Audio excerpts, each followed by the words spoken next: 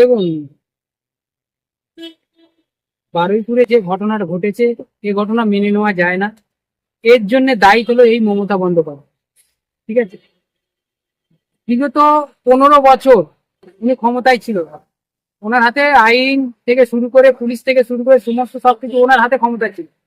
কিন্তু এই 15 বছরে যেখানে যা গণধর্ষণ ও খুন হয়েছে, উনি একটাও ন্যায় বিচার দিতে পেরেছে এই মমতা বন্দ্যোপাধ্যায় দিতে পারেনি। কিন্তু দেখুন, পার্কশিটে যে ঘটনাটা ঘটেছিল, উনি কি বলেছিল? এটা সাজানো ঘটনা। কামদুনি ঘটনা ঘটেছিল, উনি কি বলেছিল?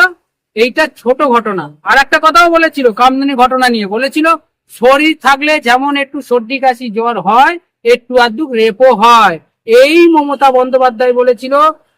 গেদে খরজুনাতে ঘটনা ঘটেছিল, বলেছিল লাভ অ্যাফেয়ার, বলেছিল প্রেগনেন্ট। এরম অনেক অনেক ঘটনা দিদি বলেছিল। কিন্তু এখনের যে সরকার, আমাদের ভারতীয় জনতা পার্টি, মাননীয় শুভেন্দু অধিকারী সরকার এই ক্ষমতায় এসেছে, আমরা দেখছি আগে যেমন ছিল শাসকের আইন, এখন কিন্তু আইনের শাসন। সেটা এই রাজ্যে দেখিয়ে দিচ্ছে আঙুল দিয়ে। শুভেন্দুদা আঙুল দিয়ে দেখিয়ে দিচ্ছে, ইনকাউন্টার করে মারা হচ্ছে। শুনুন, জ্বর হলে যেমন ডাক্তারের কাছে যায়, ওষুধ খায়, যেমন জ্বর সেরে যায়। এই ধর্ষণ বন্ধ করতে গেলে, এই ধর্ষণ হলো একটা রোগ, এই রোগের ওষুধ হলো এই ইনকাউন্টার। বুঝেছেন তো? আজকের মমতা বন্দ্যোপাধ্যায় মোমবাতি মিছিল নিয়ে রাস্তায় হাঁটছে। যখন উনি ক্ষমতায় ছিল এরকম অনেক ঘটনা ঘটেছিল। আর আমরা যখন মোমবাতি মিছিল নিয়ে রাস্তায় নেমেছিলাম, আমাদের কি বলেছিল? ওরা সিপিএম, ওরা মাওবাদী, ওরা ওরা ন্যায় বিচার পাওয়ার জন্য করছে না, ওরা একটা রাজনীতি করার জন্য করছে। তাহলে এখন মমতা দি যে মোমবাতি মিছিল, বড় মোমবাতি মিছিল নিয়ে রাস্তায় হাঁটছে, ওটা কিসের জন্য? উনি রাজনীতি করছে, না একটা না রাজ্যের একটা মেয়ের উপরে অত্যাচার হয়েছে সেইটার জন্য উনি রাস্তায় নেমেছে? আমার মনে হয় না উনি ওই জন্য নেমেছে। কারণ অভয়ের ক্ষেত্রে, তিলোত্তমার ক্ষেত্রে একেবারে গোটা রাত রাত দখল হয়েছিল, গোটা কলকাতা সব ভক্ত হয়ে গিয়েছিল। তখন আমরা মমতা বন্দ্যোপাধ্যায়ের ভূমিকা পাইনি।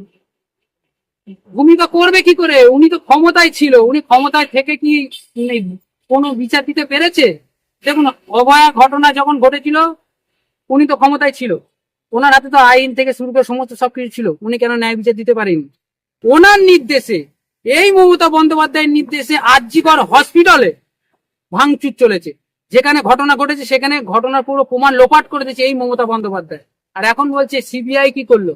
আরে সিবিআই করবে কি করে? আপনি তো প্রমাণই সব লোপাট করে দিয়েছেন। কামনুন থেকে শুরু করে অভয়াতে, মানে আরজিকর থেকে শুরু করে সমস্ত জায়গায় যা রেপ হয়েছে, আপনি সেখানে সেখানে যেখানে যেখানে ঢুকেছেন, আপনি সমস্ত সবকিছু প্রমাণ লোপাট করে দিয়েছেন।